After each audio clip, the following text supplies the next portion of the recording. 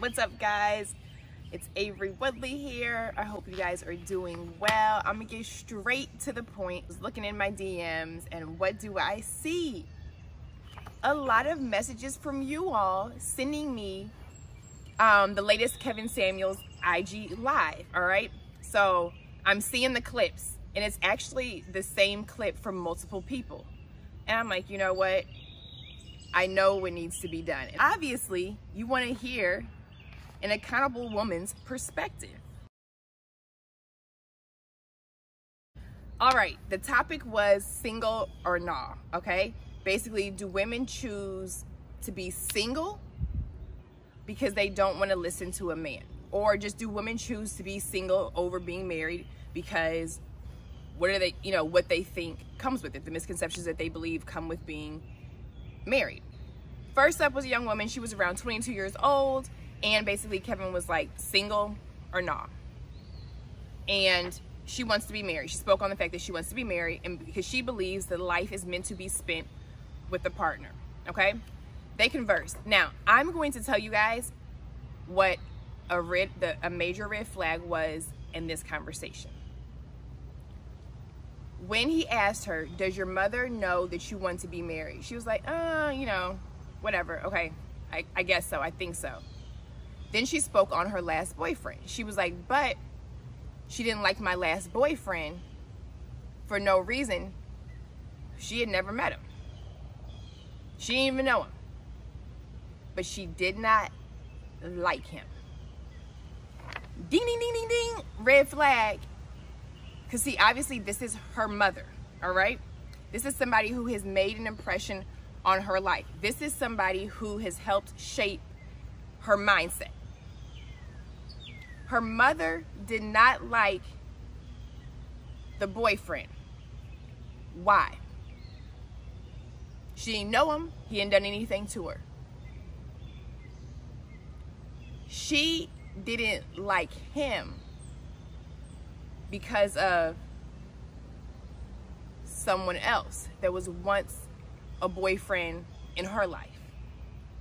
She didn't like him because of what he represents. So if she didn't like him, didn't even know him, then she really probably wouldn't be too supportive of you being the type of young woman who wants to get married, who wants a husband, who wants to be a wife. Pay attention to the women in your life that get upset, bothered, angry, irritated when you get into a relationship. Watch how they interact. I mean, how they, watch how they start to interact with you. Once you get into a relationship, do they become more distant? Do they become more agitated? Simply, nothing else has happened other than now they know that you have a boyfriend or whatever.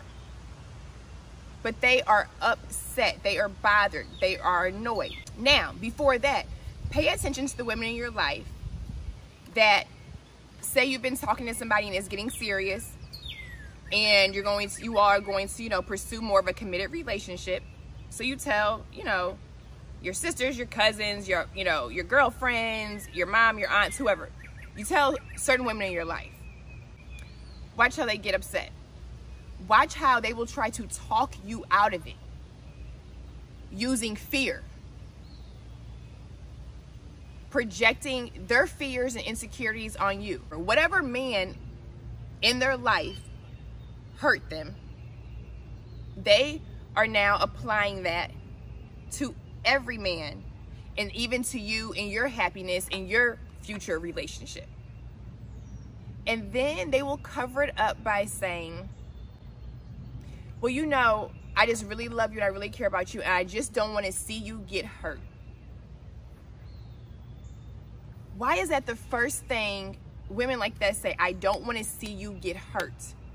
How do you know he is going to hurt me? Because that man hurt you, so now you just know that all men hurt women? All relationships are not doomed. All men are not bad. Yes, do men F up? 1000%. Guess what? Do women F up 1000%, because we are human beings. We have blood running through our veins. We are already imperfect beings. So now, when you have a woman like herself, but her whole tribe is against, instantly doesn't like a man, doesn't like the idea of a man, for multiple reasons. Even if a man has never hurt them, maybe they just feel they were raised that we are better off without men. Which a lot of black women have that perspective. Not all black women have been hurt by a black man. Sometimes it's literally the way we are raised. Our fairy tales, our, good night fairy tales or whatever, are very different than other women in this world. Our fairy tales our happily ever afters, do not have us riding off into the sunset on the back of a horse with Prince Charming next to us. Our happily ever afters end with us pursuing our dreams. The sky's the limit. It's us pursuing that, but there's no Prince Charming. Because in order to be happily ever after, you have to make a choice, right?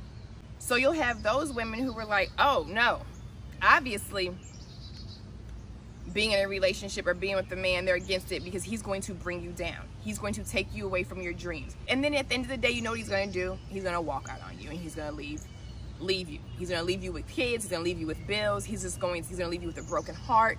He is going to leave you shattered. Because isn't that what black men do, right? Isn't that why we're so against them? Isn't that why we're pushing these independent agenda, I don't need a man agendas? That we're pushing the ones that the black men don't love us, they've dropped the ball on us? Yeah, some of them have dropped the ball. Some of us as women have dropped the ball on them. We have let each other down. So now let me go back. She has these women. This is her support group. These are the ones that she would normally want to go to and say, hey, oh my gosh, I want to be married, this, and this. Or even because she's young. She can't go to them and say, you know what, I want to be married. Like he said, you can't go to your mom and tell her that you want to do something different, because then it's like you're rejecting your mother. But you know what? We need to get to a point to where we can separate. We're not rejecting our mothers, but we're rejecting that generational trauma. We're rejecting that generational curse that we're supposed to be strong, independent, and that we don't need men, we don't trust men or anything like that. That's what you're rejecting, because you want something different. You're rejecting that ideology. You're rejecting that broken mindset. You're rejecting women being hurt and never healing. You're rejecting women who do not hold themselves accountable. You're rejecting women who believe you have to choose. You want to be a wife, but you've never seen it. You weren't raised to be a wife. I wasn't raised to be a wife. And then I became one, and I was like, oh, hell no. And I had to figure it out. And I was a mom. And then he had a kid, so then I became a stepmom instantly. And then he was trying to work on his brand and his career. We're trying to open a business all at the same time, all life-changing things. But when I tell you it was a roller coaster ride, and I had to learn how to become a wife and a woman, a lot of us don't have that. We don't have that example. But you know what else we don't have? Because we're so strong and we're so bullheaded, we do not know how to ask for help. And we also do not know how to tell people, you know what, I don't know.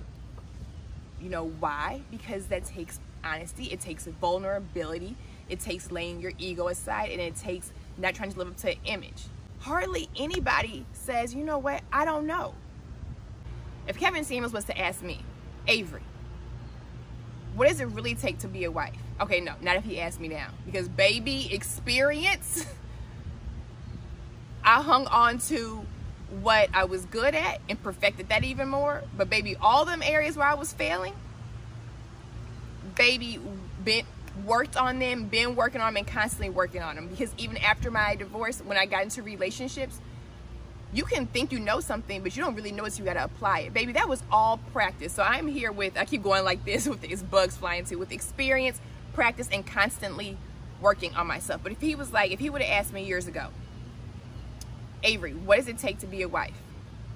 I could have been like, oh, it takes this and this. But if I was being honest, if I had the level of accountability that I have now, you know what I would say? I would have said, I don't know. I don't know. My parents were married, but I don't know what it takes to be a wife. I know there's certain domestic skills, you know, caring for the children or whatever. And yes, my mom worked and she still took care of home. I know that. But if he was like, no, what does it take to be a wife? I don't know. And guess what? So many of us still don't know. Stop faking like you do. If you don't know, you don't know. If you've never, because you've never had an example of it or nobody ever taught you, it's okay. First step, honesty. Okay, admit it. It's fine. Now moving on. When I had to work on things, you know, the areas I was failing at as a wife, it was like my exit interview. It was like God was giving me an exit interview. He was like, okay, these are the areas where you failed. And I was like, when I finally admitted, I was like, I did. Like, stop trying to cling to what I was good at. No, where do you need to work on? And then I looked at him. I looked back on those areas. I looked back at my mother. I looked back on what I knew of my grandmother and my great-grandmother. And I'm like, I'm feeling at those areas because I don't even know what to do in those areas. Because I've never seen it. I didn't see it. My mom didn't see it. Because her mom didn't see it. I'm tired of us being the way we are. You know, it's sad. It's sad. And we're not honest with ourselves enough. No, most black women are not living their best life. They have not really had the whole glow up. The majority of us have not. Our skin might be glowing, our hair might have grew, our butts might have got plumper, our breasts might have got bigger, we may have lost weight, we may have got a job promotion, but we're not really having that whole glow up. We're not really having those uncomfortable conversations with ourselves. We are not really unbecoming in every area where we're failing so we can become corrected and become the woman we create to be. Because once a woman changes her behavior and her mindset and corrects herself, the generation of women that come behind her will be changed. Okay, I got off on a tangent. But we don't have those examples of women. We don't know how to ask for help. We do not know how to say, I don't know. And then do the research. Get a therapist. Get, you know, a coach. Get whatever you need for that. This lady was, let me look. I'm kind of all over the place. She was 28. She was an entertainer. She had been pursuing her, entertainment passion or whatever you want to call it since she was around 13 or 14. No kids. She wants to be married. And I checked my notes. So now, first thing, he asked her how long was her, how long was her longest relationship, most serious relationship? 1.5 years. Okay, so we got that. And it seemed like she kept saying a long time ago. So it was like, okay, how long? Like, because that money is expired. How long can we, because I don't know if we can use that for where we're going. We can use that as an example. Okay, so how long? So that means now you want to be a wife, but you've been in, let's say, no real relationships. But now you want to be here, but you're coming from here. Okay, so that's what so here we go. Wife, you want to be a wife, you want to be here. Right now, you were right here. I think she said her birthday's in October, so it's June. So she's giving herself to October to get herself here. Okay. The world was created, depending on who you believe in 7 days, so anything's possible. But you can't get from here to here if you're not doing anything, because then it's just going to be June, June, July, August, September, October. If you want to count months, how can you get here if you're here? What are you doing? What are you doing? Because you could definitely meet somebody here and they could give you a ring. So now you're engaged by October. What have you done though? The skills, what work have you done? You can accept a ring. Okay, so now you're a girl with a ring. But a ring doesn't make you a wife. It takes a lot to be a wife. And he was also asking her about her career, you know, and her pursuing her dreams, her passion, right? Like, that takes a lot of time. So that's what he was saying, like, you don't have space in your life for a serious relationship. You don't even have experience, not with being a wife, but you don't have experience on being a partner, being in a relationship. Because a lot of the skills that it takes at that stage of dating or relationships are skills that it takes to be a wife. Listening and communication skills, honesty, accountability, patience. You have to have peace, compassionate, nurturing, supportive, a humble spirit. Because you definitely can't be in a relationship as a woman with a big ego. Because, let's say as a wife, because what it takes to be a wife, a real wife, you can't do it with the ego. You can't submit with the ego. You can't be vulnerable with the ego. You aren't understanding with an ego. You can't compromise with the ego. You cannot listen with the ego. You cannot hear with an ego. Baby, it's gonna take perseverance. You got to be in shape mentally, spiritually, emotionally, physically. It's just gonna take constant work. There's so much that you have to do to become a wife. Baby, to stay a wife. Because you know, maybe we can turn it on when we want to. You can become a wife, but I mean, you're going to stay a wife. Some of the skills and the characteristics that it takes to be a wife, I had. But some of them other ones, I was just like, didn't know nothing about it. Didn't even know. Completely disconnected. Didn't even know. And even if I wanted to, even if I knew, I wouldn't have known what to do with them. I know these areas I need to work on. Now what? Work on them. Therapy, psychiatrist, self-reflection, whatever it takes. But really, baby, self-reflection, accountability. I was like, girl, you was tripping. You was failing here, here, here, and here. But it's cool. You didn't know any better, because I didn't. You may not have seen it, but you have to be honest about that. I may not have seen it. I may not have examples of it. I may not have been around it. But guess what?